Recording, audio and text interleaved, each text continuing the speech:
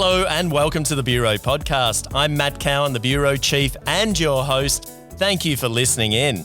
Coming up in this episode, I've got some news, an interview, then the Bureau's content manager Melanie Kasul pops in for a chat about life in Ho Chi Minh City this past week.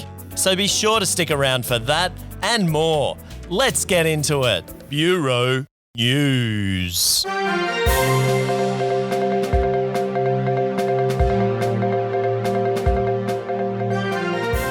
Two Vietnamese edtech startups have reportedly raised $16 million in funding. Online tutoring platform VuiHop raised $2 million in its latest funding round, led by bemoans Capital, a venture fund backed by Japanese giant Ant Group. Founded in 2019, VuiHop says it has over 400,000 learning materials that include online courses, video lessons and quizzes, and is hoping to reach 1 million subscribers by 2024. Meanwhile, English self-learning platform Edupia raised $14 million in a Series A round led by Jungle Ventures with EWTP Capital, a venture fund under Alibaba and Ant Financial. Edupia has 5 million users, including 400,000 paying students, says a VN Express article from this week. The founder of the company, Chan Duk Hung, says Edupia is on track to exceed its $100 million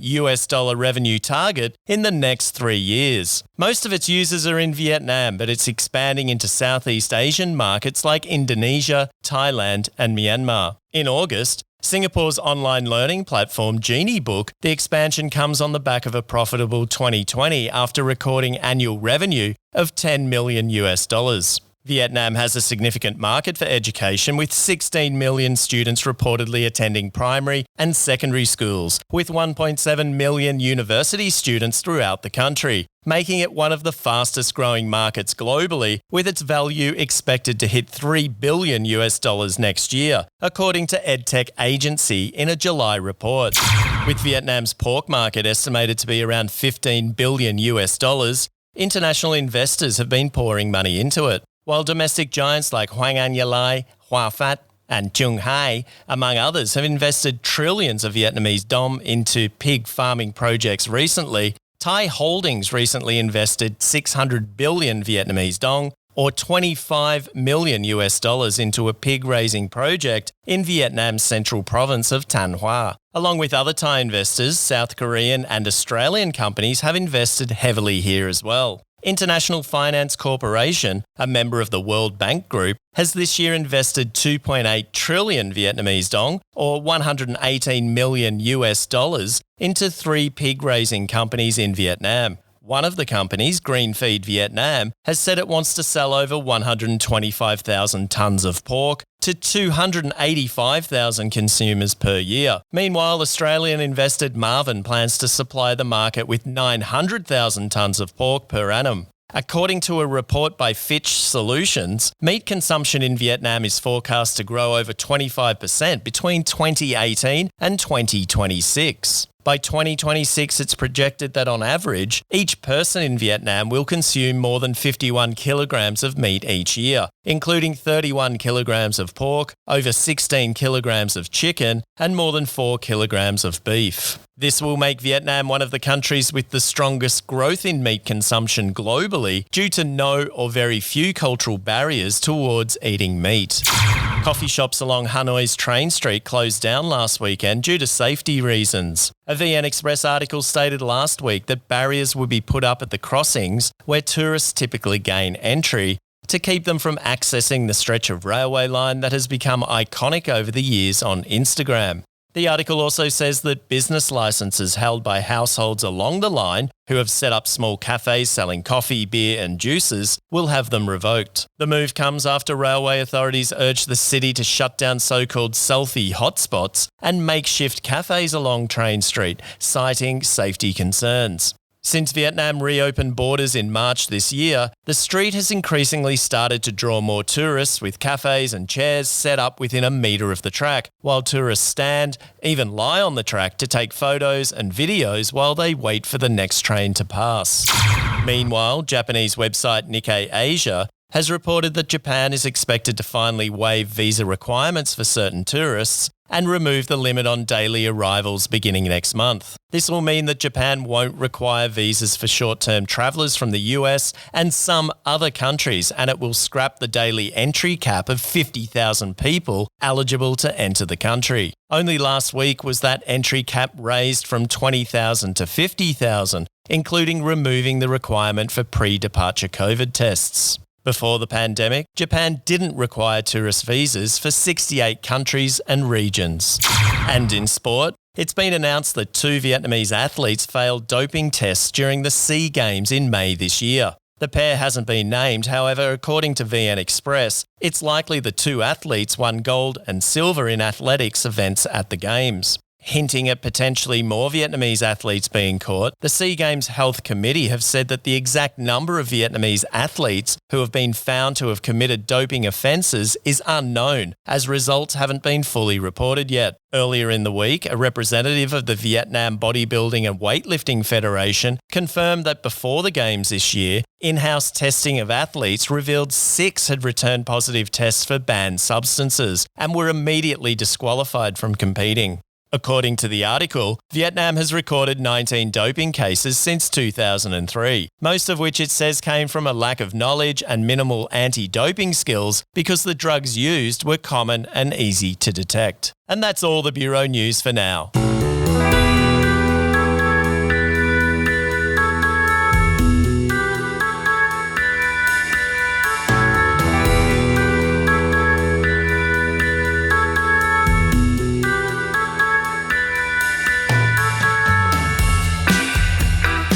Well, there you have it, the Bureau News for this episode. Funny how a week's a long time in sport.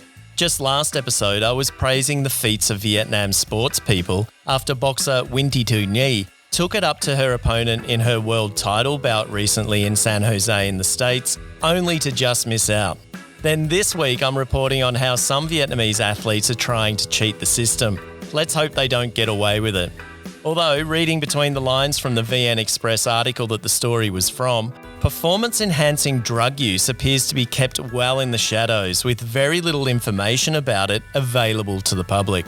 Also, it's intriguing to see the growth in investments in pig farming in Vietnam, where much of the world is looking for ways to reduce the consumption of meat in favour of plant-based alternatives. It'll be interesting to watch this space and reactions to those investments in Vietnam. If you feel like you've got something to say about it, why not let me know via the short poll and question I've attached to the bottom of this episode on Spotify. As always, I'm eager to hear what you've got to say. If you're listening on a different platform, you can let me know on Facebook at The Bureau Asia or go to the website thebureauasia.com where I'll post this episode and you'll be able to drop a comment there. But as always, be nice.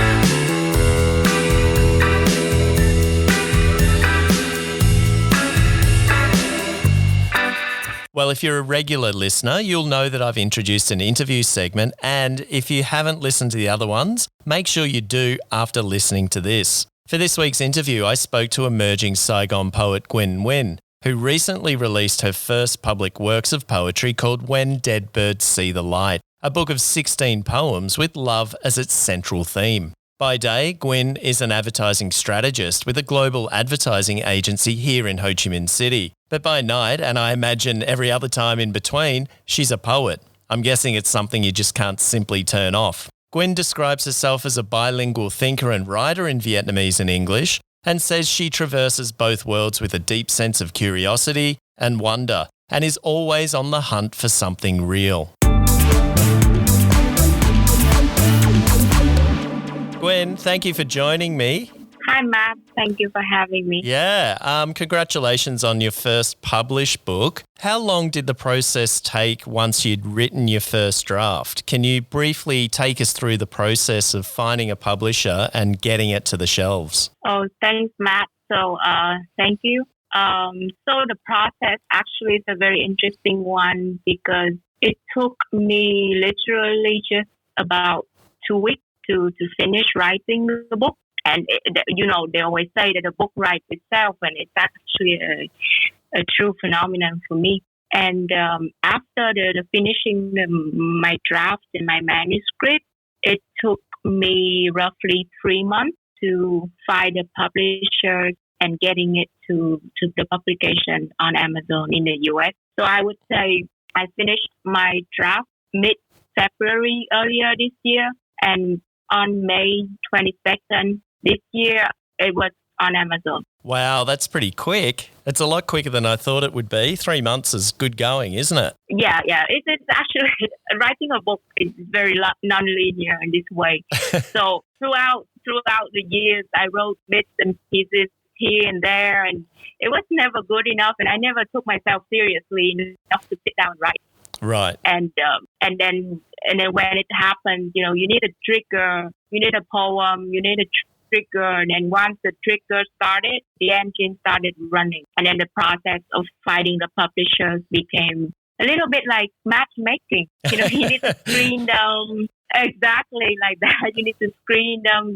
So I composed an email, and I sent out several emails to different publishers, have shortlisted the publishers to a few, and then decided to go with the one classified publishing, with the one that resonated to me the most. And it's led by Vince Vaughn. He's a great guy. So now that your book's actually on the shelves, how is it supposed to be interpreted by readers? It's a very interesting question, because I'm of the school of thought that once the work is out, the author is dead. Well, I'm not physically dead, but I would like that my work is up to interpretation by the readers. And one message that in the book that I wanted to get across is the feelings of vulnerability and bravery when love finds you, and when you start to engage in this whole encompassing, in this whole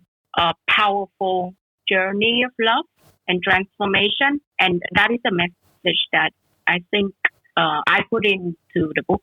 I'm not sure if the readers will take that out, but I hope that they will find something meaningful. Yeah, well, I think it is coming through. I've had a look at the book already, and those things do definitely come through. So I think you've hit the mark there. So obviously your book's central theme is about love and relationships. And if I can, I'd like to quote something you said in an interview with Garrett McLean, which, by the way, will be featured on thebureauasia.com this week. So I don't want to give away too much. I don't want to go too much into it because people can read it there. But you said a lot of times people see relationships as a transaction, a bargaining. It's not give and take, though. It's give and give. Would you say that's true for relationships in Vietnamese culture, or are you coming from a Western perspective? Neither, actually. So let's talk a little bit about culture before I go directly to answer your question. I believe that culture is a machine. So culture creates, reproduces, and evolves using humans as the ingredients, the raw ingredients in the machine. So I would say that for me and my thought as regards love and relationship, it's not a reflection of Vietnamese culture or Western culture. And I think it's a very personal thing. And when I say personal, I mean, for me, love and relationship should be something that you attain to that goes beyond yourself. In a way, it's like self-transcendence, if you want to use that term. But what I meant when I said it's not about give and take, it's about give and give.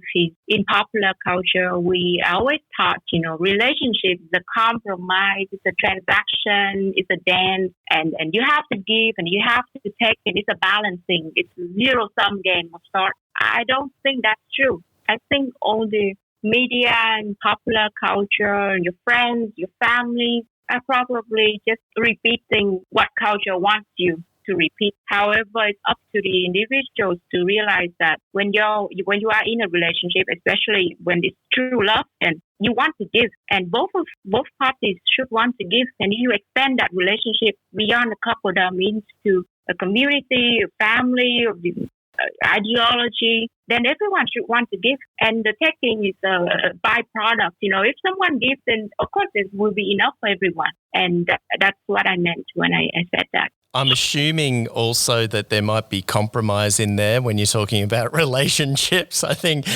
when I read the quote, I was thinking, but I do give, there is bargaining and there are transactions in terms of, if you love somebody, you do have to compromise at times. You have to sort of give and look, presumably receive something back. Yeah, but what you're not bargaining and you're not doing a transaction using your love for your emotions. Of course, there will be negotiations and relationships, right? So it's its own sort of dynamic, and there are all sort of how can I say, like, interactions going on. But interactions are pure. I take it in a literal meaning of the word, that there is some exchange going on here, but it doesn't mean that it's quantifiable to a transaction or quantifiable to power, status, money, or keeping scores in the scorecard in a relationship. Yeah, that's a good way to put it. Keeping scores. Yeah. Yeah. I can relate to that a little bit. I want to move on to the title of your book, When Dead Birds See the Light. Is it fair to assume that you were one of those birds and that your divorce provided you with some kind of awakening to what love should be, or at least your interpretation of what love is? Thank you, Matt, for asking a very personal question. But I would have liked to say that my divorce gave me some, awakening, but the fact is it didn't. So the time length from the divorce to the book is 5 years, and the lessons about that I learned from the divorce are more about myself, more than love. The title of the book, When Dead Birds See the Light, it's true that it was an awakening about a relationship as regards to a relationship, or two relationships actually, and it influences how I see relationships. So I was in a relationship where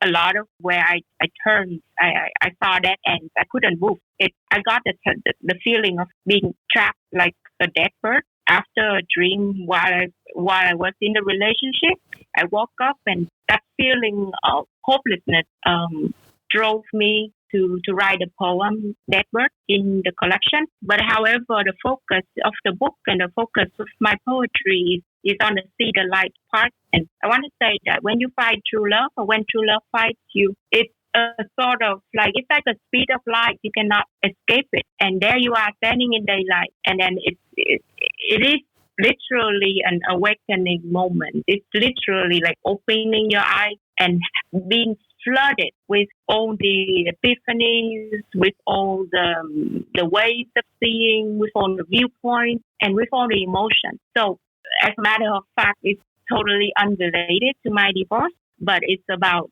the transformation between two relationships. Okay, interesting. Thanks for sharing that. Finally, what's in the pipeline for you in terms of your writing? So this is the first of a trilogy. What I want to what my plans for next year is, I want to publish another book, the second volume in the collection.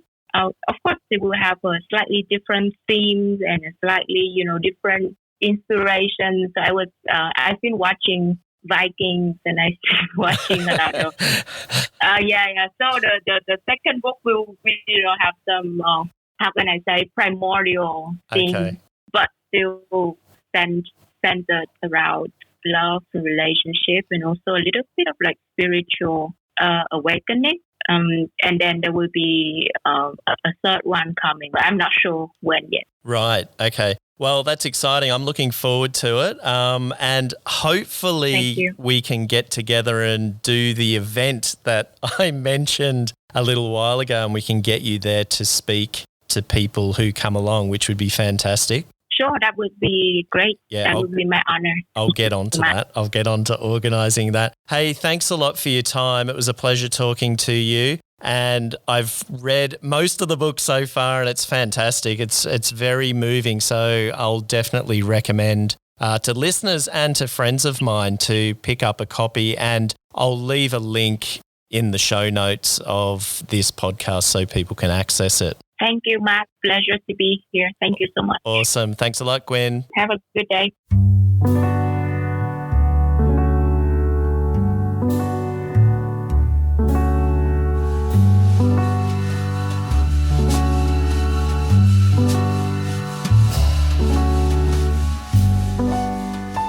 That was Saigon poet Quynh Nguyen, author of When Dead Birds See the Light, a collection of beautiful poems published recently, and you can pick yourself up a copy from Amazon, paperback.vn and ohwow.com. In any case, I've left links in the show notes, or keep an eye out for the post about this episode on all the Bureau Asia social media channels, at the Bureau Asia, and on the website thebureauasia.com. It was a pleasure to chat to Quynh. It's always great to hear from Vietnam's emerging talent in whatever field it is. There's plenty here, and hopefully I can get more on the podcast for you to listen to soon.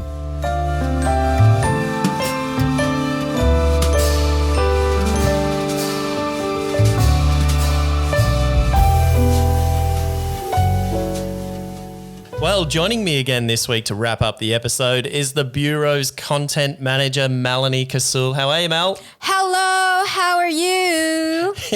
Yeah, I'm good. I'm good. Sorry, I'm you were real good. asking me. Yeah, I'm asking you. I'm fine. Thank you for asking. That's the way. Hey, this week's gone quick, hasn't it? Yeah, it has. It seems like just a few days ago that we were recording last week's episode. Uh-huh. How's your week been? It's been good. It's been good. The weather has still been, downer in the afternoon. I've been liking it. I don't mind it. Yeah, but you're working from home. So it's not good when you're trying to get home in the rain. Yeah, fair enough. Yeah, but there have been some fairly blue skies here and there, Anyway, it's boring talking about the weather, but I guess that's all I can talk about this time of these year, days. and I love getting towards the end of the year. It's great weather in Saigon. I don't know about Hanoi, bit cold up there at the end of the year, but it's perfect to visit Saigon in sort of November, December. Yeah. December, January. Yeah, until our winter. Yeah. So it's really nice. Hey, I wanted to ask you about your royal watching because you're a big fan. And you love to keep up to date with all the news. And, of course, the Queen passed away last week. Yep.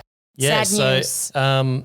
You keeping up with all that? Oh, yeah. I'm keeping up, as they say, I'm keeping up with the Windsors. Okay. Yeah.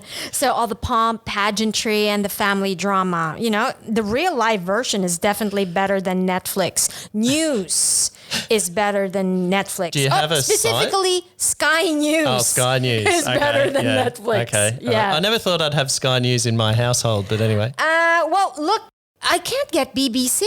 Yeah, you might have to get a VPN for that. Yeah. It's not. Yeah, sometimes it's blocked. It depends on it doesn't go through here in provider. Vietnam. That's right. Well, yeah. it does, but it just depends on your provider. Okay. Well, GBN, Sky News. You're probably not missing much. Am I sounding like a really, monarchist right-winger? Yeah, kind okay. of. Yeah. All right. Anyway, the Queen. The Queen was an animal lover, as we all know, and she liked her horses. She loved her horses. Yes. And of course her corgis. I think sometimes you call them the corgi. The corgis. The corgis and the doggies lately. Oh. Yeah, because it kind of crossbred with other doggies. So she has... Just keeping it in the family, the royal family kind of way. Is that what you're getting But at? it is a cousin. I think her first crossbred doggy where's this going? was a dog owned by her sister. Okay. The late Princess Margaret as well. So keeping it in the trend the going. pure bloodline, so to speak. Yes. I've been wondering about the corgis and what's going to happen to them. Who's going to look after them? Because Charles, he's the king now. Yeah, he's got a new job. Yeah. He's pretty busy. He's pretty busy. Yeah. And Harry's busy with his own dogs. Oh, okay. And of course, I know what you're referring to. William, he always seems to be busy keeping the house together and doing whatever William does, keeping out of trouble, I guess. I don't know. I don't really follow it. So it was good to see. He's back in the limelight. Yeah. I'm losing it already. It was good to see Prince Andrew. Andrew. Is that his title still? Yes. Yeah, so it was good to see that he'd agreed to take them on. The new doggies, dad and mom, by the way. Dad and mom will be Andrew and his ex-wife, Fergie. Yeah. Who... They still live together at the Royal Lodge next to Windsor Castle. Do they? Yeah, they do. Yeah. So obviously it's not a small flat like what we're living in. It's a fairly large place and a decent place to live in with your ex. Yes. And sometimes their Let us daughters. know if you're listening, if you've ever lived with an ex. Sometimes their daughter and their families stay overnight as well. Imagine the Christmas parties. And the 2 new dogs. Okay. On top of their own dogs. Okay. Yeah, because Right. they have their own dogs. Well, you do know a lot, don't you? Yeah, You know a lot a about little this. bit. But do you know this? Do you know why Prince Andrew was chosen as the right person for the job to look after the corgis? I do. Yeah, because during the lockdown, Prince Andrew gifted his mother, the late Queen Elizabeth, 2 dogs, Muick, a corgi, and Fergus, a dorgi. Muick. Yeah. Okay. I don't know if I'm Interesting. pronouncing it correctly. Yep. But when Fergus died last May, he was replaced with another corgi, Sandy. Okay. So that's the connection. Okay, interesting, because I heard a different story. Oh. I heard that Prince Andrew got the job Yeah. because of his vast experience in grooming. Oh, that is so wrong. You better not edit this edit this segment with a canned Okay, laughter. all right, I better leave that. Actually, that's not a bad idea. It might drown that joke out. All right, we better move on. Now, as you know, I've been playing around with some different segment ideas. Of course, last week we cold called some leading hotels here in I Ho love Chi Minh cold City. calling. And asked, yeah, I know you do. You're into that. You cold call me a little bit too. You know, like on a Friday night when the footy's on. Yeah, it's like, only when it's like, yeah. I'm glad the footy season's nearly over. past 12 o'clock. Yeah. Anyway, let's get back on track here. We were cold calling, or you did. You cold called a few leading hotels here in Ho Chi Minh City and asked their concierges for recommendations for where to eat and drink in the city. Yep. If you're listening and you didn't hear that episode, make sure you go and check it out. It's pretty good. Yep. It was a good one last week, and there was a great interview as well. I think we did pretty well with that. Yeah, we should do it again sometime. Yeah. What do you think? Good idea? Yeah, but we'll definitely be back cold calling everyone. So hashtag not sponsored. Hashtag, we didn't Who gets call sponsored these days? No, anyway? we don't. I mean, who does? No, but I mean, when we do cold call people, establishments, it's an authentic cold call. We don't tell them Yeah, anything. that's right. There's no warm up. We don't. Nope. We don't tell We them don't that. tell anyone. So attention, all concierges. Are we just going to stick to hotels though, or Yeah. should we try? Something I don't know, else? massage parlors or Bars, restaurants. maybe. Sure. Actually, maybe restaurants. Okay. Making a booking or something like that. So attention, all F&B outlets. I'm going to come ring your telephone line again real soon. So better get your recommendations ready. Yeah, get the training up. Yeah. So anyway, instead of that, I thought we might talk about something that got under my skin a little bit this week. Oh, I'm sorry. Is your eczema back? It is a little bit actually from all the dishes that I've been doing. Poor you. And that's the situation on the roads this week. School's back and so are the cars. Road rage, huh? Is this our topic? Well, I don't want this to turn into a bit of a road rage segment or a bitch session, especially with so many other positive things going on at the moment. But it's a jungle out there. Yeah, more like a river rushing through the traffic these days, especially in District 2 when literally. Yeah. Literally a river. Yeah, in District 2. Down there in D2. Tuduk. Actually, I think it's Tuduk these days. Yeah.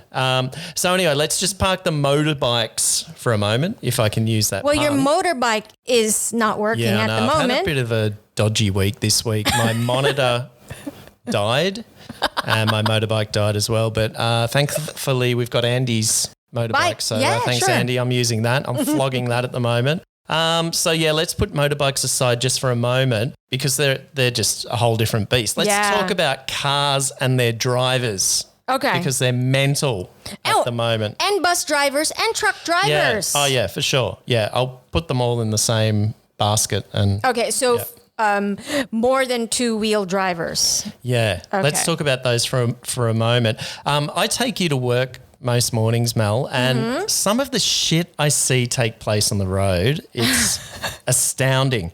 Just the risks that people It's just take. a 1 minute, 2 minute drive. Well, it should be. It should only be a couple of minutes with the traffic. It's ridiculous. Yeah, it takes us and about it's along 10. Nguyen Van Lin Yeah. Street up there. But just the risks that people take to make it through a red light or to get ahead just one place in the line. Or it's not even a green light yet. Like 1 second before that green light turns on, and it's like, eep, eep. Yeah, there's a lot of that. Come on. And as a result, I'm witnessing a lot more angst. There's a lot more tension on the road, I think, than ever before. And I think we've spoken about this before that, if there were going to be any positives that came out of the pandemic, everybody would be chill. Yeah, perhaps people would just, chill out a little bit. Enjoy life a little bit. Or maybe, just let it go. Let it go. So we've sort of gone from that thing where, the memes were going around where they were saying, we're all in the same boat. We're all in this thing together. We're all in it and then together. Why do I sound like I'm in a Broadway high school musical? I'm gonna get rage. Okay. But yeah, and I'm also seeing a lot more instances of people on the verge of road rage. Yeah. And of just getting angry with people. Well, people are scared of being a minute late to work. So it's like, come on, guys. Well, are they? Are they scared earlier? Are they scared of being late to work? I don't know. Or text your manager that you'll be late. I'm sure it'll be okay. I mean, at least you're going to work. I don't know what it is. Anyway, we all know that in Vietnam, it's survival of the biggest out there on the roads. Okay. The bigger the vehicle, the more rights it has. Oh, I saw a Hummer one time. Yeah, there's Hummers around. Actually, I haven't seen one for a while, but things are just getting out of hand. You have mums and dads driving their kids to school on motorbikes only to be bullied and harassed off the road by these arseholes, usually driving 4x4s. It's hello, attention, 4x4 car drivers. That vehicle is supposed to be built for off-road driving, not highway driving, not highways with 2-lane driving where you have to stay on the left, that's your side, leave the motorbikes to the right side. Actually, you've got me thinking because in Australia, in cities, you're allowed to have 4-wheel drives and I think you're allowed to have what we call bull bars. What's that mean? They're like big bars on the front of the car. So if you hit an animal or something like that, it'll deflect off or whatever. It won't go through your windscreen or ruin your car.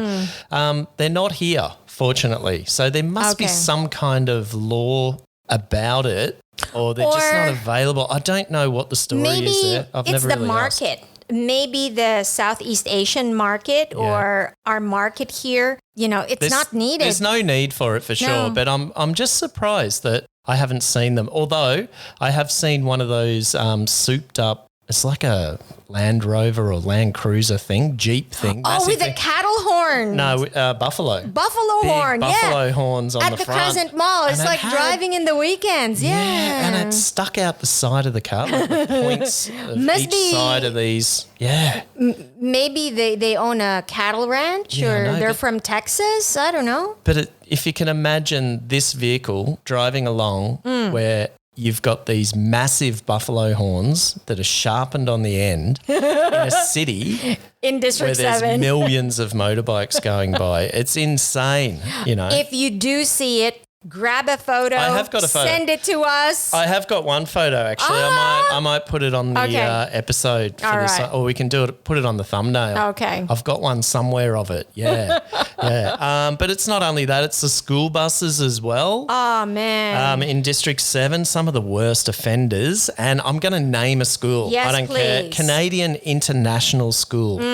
Their buses are just manic on the road. Yes. They're dangerous. I don't know how many times I've nearly been run over by them. I've been meaning to call the school. What? 028-5412-3456. That is the Canadian International School phone their number. drivers are horrible. The buses are horrible. Let them know their drivers are menaces on the road. And actually, if there are any listeners who have kids that go to that school and you don't know what kind of vehicle your kid is getting on to go to school each morning, well... And what kind of training are your children getting in the bus? Yeah. You know, it's not just about the teachers at the school or you guys as parents in your homes that are teaching your kids, proper manners and how to be, like accommodating and being kind. Yeah. If your kids every day see that their bus driver is overtaking, speeding up,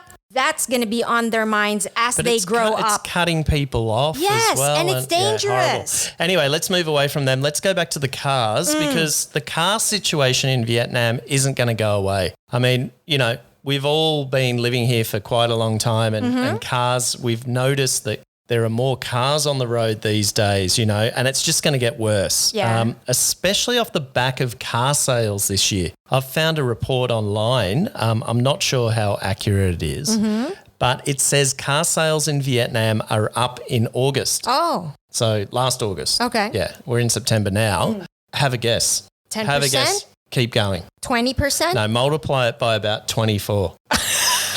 247.2%. But of course, we've got to remember the pandemic. So for 2 years, sales obviously couldn't happen or didn't happen much. Speaking of the pandemic, we just came out of it. Where did they get their money from? Well, maybe they sold their car or they kept their money. Bought it. Yeah, I'm not too sure. I don't have those details. Sure. But according to the Vietnam Automobile Manufacturers Association, VEMA, report, it was published this month, 30,846 cars. Wow. They call them units. So I think any sort of vehicle like that. So units is a piece of car. A vehicle. A vehicle. Okay. Yeah, some kind of vehicle, but I'm just saying cars to make it easier. Sure. Were sold in August, 30,846. So I'm assuming, actually, no, I've got no idea. That's I don't know whether these are people selling their previous car, trading it in and buying a new one, or if it's all brand new. What percentage are new that are on the road. But I think from what we can see, there are more cars coming onto the road. Oh, man. What else? Just to quickly break down the number. Passenger car sales in August last year, it was at 5,550. This year, it was 21,000. Oh, wow. What are the that's just for passenger cars. So that's kind of like a sedan. Sedan, like family car or something like What's that. the popular brands? I've got that. I've got that here. Thanks for asking that question. Toyota. Toyota sold 21.7%, followed by a company called Taco. Kia. THACO. But that's Kia. Yeah, well, they're the distributor of Kia and Mazda and Peugeot. BMW and Mitsubishi in Vietnam. So Toyota, 21.7%. The Kia, so the Korean style car, 14.3%. Okay. Those are smaller vehicles. Yeah, smaller. Yeah. I don't know about the Toyota. Okay. The Toyota might be taxis. I don't know. I've got no idea. Yeah, I was really wondering about that. Yeah. Yeah. And then Mitsubishi, 13%. Taco Mazda. 10%. Taco Truck, 5.3%. Then Honda, 4.8%. And Ford at 4.3%, and so on. All right. Yeah, passenger cars. All right. So, it would be interesting to know the breakdown of the ownership and purpose of the purchase. Like, is it personal family use or is it for business purposes? Like, Grab rental, Gojek rentals or, I don't know, delivery vehicles. Yeah, you could probably find it out, I'd say. Yeah. It just gives more context to what we are observing on the roads because you're saying that, crazy drivers. I mean, if you own your car, logic would dictate that you would take care of your car more. So are these people who are just crazy drivers, they're the ones who they don't own it? That's probably a question for another episode. I think we could talk about that for a long time. But cars are new in Vietnam. And also we've got friends who are Vietnamese and who have taken their driving license or driving test or whatever you call it over the years, and they talk about how ridiculous it is. The system is and the training and stuff like that. Also, I think in terms of the way, I don't want this conversation to turn into, our countries or cultures are better than Vietnam and stuff like that. But a fact is car culture in Vietnam is new. Okay. Generally speaking, a larger proportion of the population can afford to have a car these days. So it's sort of almost like a situation where, in that sense, they're running before they're walking. So they're When I grew up, Okay. you know, Well, I can't drive. I don't have a license. So one of my first one of the first cars that I drove, it had a hole in the floor. You could see the ground. It was slow. It was old. my nephew, he just got his first car, and it's a second-hand car. Yeah. Yeah. Yeah, well, secondhand cars are a lot better these days. He's pretty lucky. But True, the cars that we had back, late 80s, early 90s, they're not like they are today. So people here can go out, they can go and buy a brand new Porsche, Hummer, Ferrari. regular sort of car. Cars are much better these days. They're quieter, they're more powerful. All right, so which brings me to some more interesting statistics. I did a bit of digging around and found another report published by the National Traffic Safety Committee of Vietnam in April last year, so 2021. Okay, so keep this in mind. And some of the numbers I think are a little bit old, but anyway, let's just quickly run through them. Okay. They state that Vietnam's population is 96 million. Road registered vehicles in 2020. There were 4.6 million cars and, get this, 72 million motorcycles registered in Vietnam in 2020. bicycles. How about pedal bikes? Do we have stats on that? No. No. Actually, it'd be a lot less. I don't see many bikes around these Yeah. days. Driving license, issued driving licenses, 8.2 million cars, car licenses, Yep. and 45.9 million motorcycle licenses. So that just gives you an idea. Can we go back to the driving licenses? Did you know that you can check if your Vietnam driver's license is legit or not? No, I didn't know. Yeah, because I have a colleague. Her brother got caught with a fake license, and they're Vietnamese actually. Names, No names. And so she gave me this website that's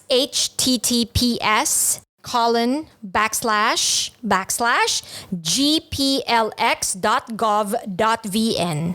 Okay. Yeah, put it on the show notes. All right. Yeah, I will. Find out Could come if in you're. handy. Could be a good way of getting someone I back. just checked yours actually. Oh, okay. Yeah, it's real. It's That's expiring. good to know. It's good to know. expiring January next year. I know. I have to go through that process again. It's not a bad process, actually. So let's go back to the figures. Car ownership, for every 1,000 people, 27 had cars. Or there are 27 cars per 1,000 people in Vietnam. Wow. In 2020 it was, I think. Whereas there were 640 motorcycles per 1,000 people. So it gives you an idea that motorcycles still kind of rule the streets in that sense. And this is not only urban, right? This is all This over is all the of country. Vietnam. Yeah. And just one other interesting one, road density. They measured that. And basically that is how many vehicles there are within a certain area, generally speaking.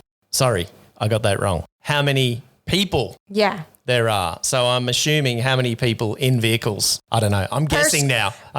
Per square kilometer or something like that. The number they give is for 1.12 kilometres. Oh, kilometer. There are 1,000 people using vehicles at any given time in Vietnam. Not just rush hour, in any given time. I don't know. Well, I don't know, but generally speaking, yeah. That's a lot. Yeah. I think rush hour would have to be a lot more. For sure. To be a lot more. And the annual growth rate for motorcycles is 7% and for cars, 10%. So 400,000 cars and more than 3 million motorbikes were sold in Vietnam in 2020. I'm assuming these are the gasoline and diesel glugging vehicles, not electric. Well, yeah. I don't know how many electric cars are being sold. So the stats are all lumped up they're together. all the same. Oh, okay. Yeah, but I know that VinFast makes an electric car. I don't know if there are any but other. Electric motorbike, you were on, right? Yeah, I don't know if anyone else makes electric cars and electric motorbikes. I don't know how many more. There are a couple of more motorbikes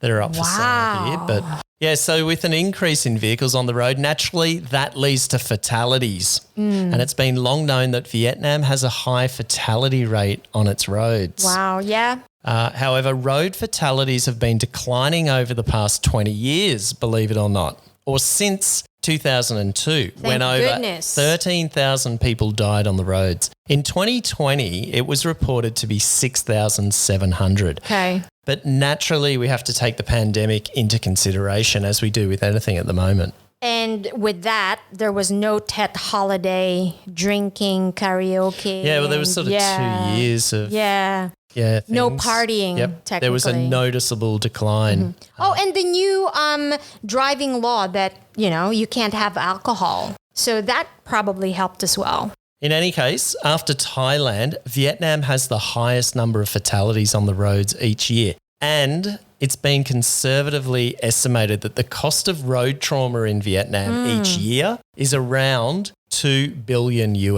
Staggering. But all of this is based on so-called official reports, whereas official reports back in 2016 state that 9.2 people out of 100,000 die on the roads in Vietnam.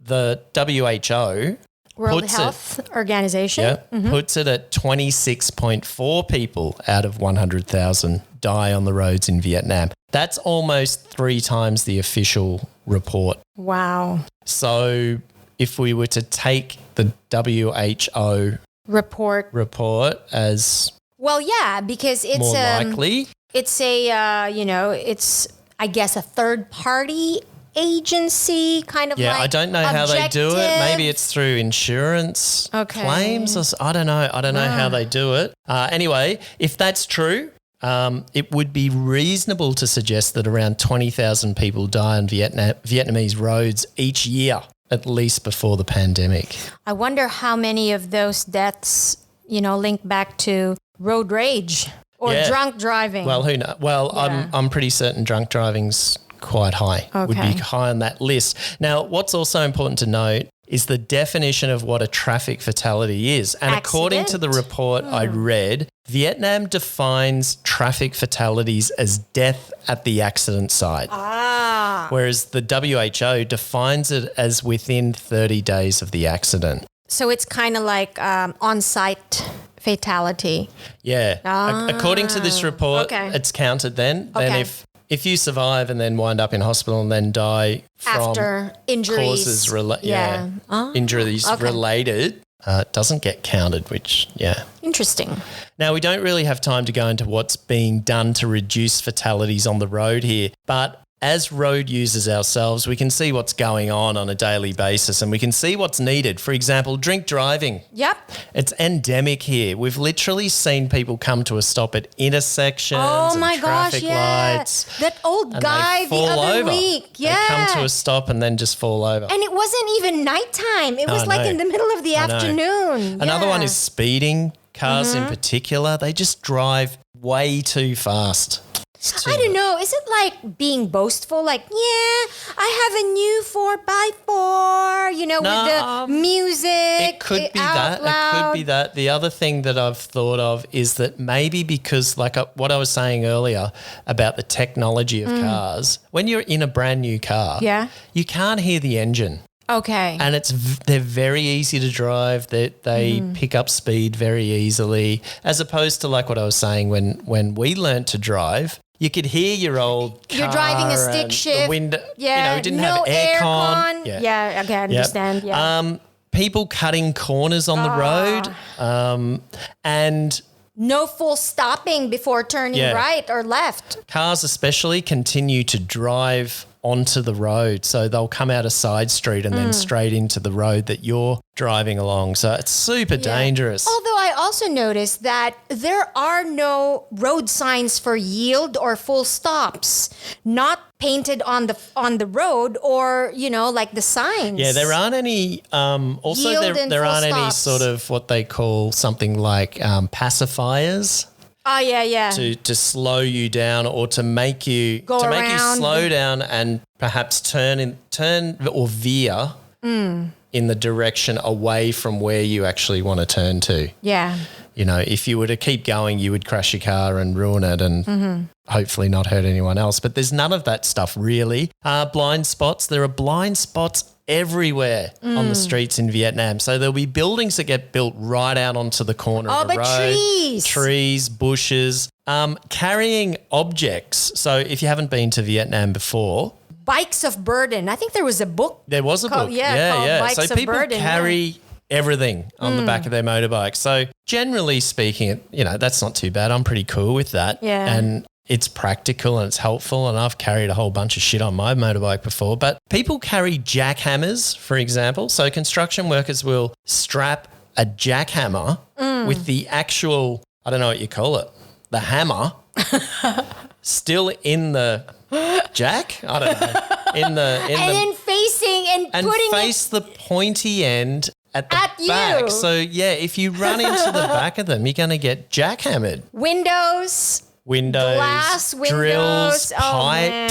Yeah. you name it. Gas Cooking bottles. gas. Yeah, the list goes on. It's frightening. It's frightening. So probably best that you drive around with your eyes closed. Most people are doing that as well. I think that's why the ninja ladies do it. Yeah. Cover their eyes and So there you go. faces. There's my little gripe for this episode. But seriously, if and probably when motorcycles get banned from the city centre, there's talk about They it. should ban it from the pavement first, Yeah, really. that might be a good idea. Yeah. And people continue to be encouraged to buy cars, then that's pretty much going to be a deal breaker for me. I don't know if I'll be able to live here anymore. If they try to encourage me to buy a car, part of the beauty of living here is not having to own a car, which are a big waste of money. Anyone from the Western world will agree on that. And, one of the reasons why I moved to Vietnam is because I can't drive. I tried. I took the exam 2 times. I passed the written exam. I failed. Oh, you'd be good on the road. You'd be good on the roads here. You'd be very good. No, but You're I qualified. You're bona fide. But I'm afraid, not for myself, but what I can, the damage that I'll do to the other people So around what's the me. other option in Vietnam? So if they ban motorbikes in the city, encourage more and more people Trains. to public transport. But as we know, the public transport infrastructure isn't up to scratch. So something's got to give, and I think it'll be me eventually. So plus then there'll be more pollution, traffic jams, the loss of productivity as a result, cost. Let's just all work from home. I just want to go and live in Vung Tau. So, that's it for my gripe this week. It went on a little bit long, but thank you for listening to that, Mel. No And problem. thanks for popping by on Yep. this episode again today. Thanks I really for having appreciate me. it. Happy royal watching.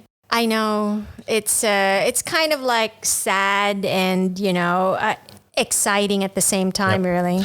So I look forward to your updates next week. And for listeners, if you've got anything to say about either the royals or traffic in Vietnam, or you just want to say something to Mel, make a comment, please be kind. I'm sure she'll get back to you. Anyway, don't forget, if you want to follow Mel, find her at Melanie Castle on Instagram. Thanks, Mel. Thanks. Bye.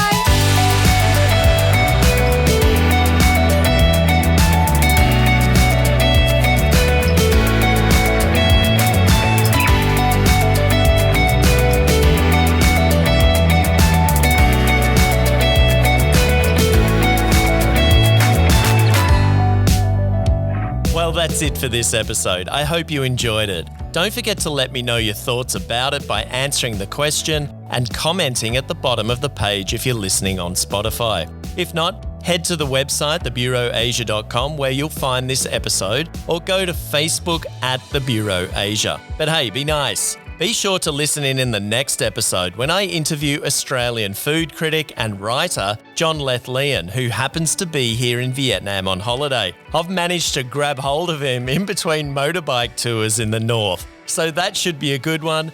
Don't miss it. Until then, take care and be safe. This is Matt Cowan. Enjoy your week.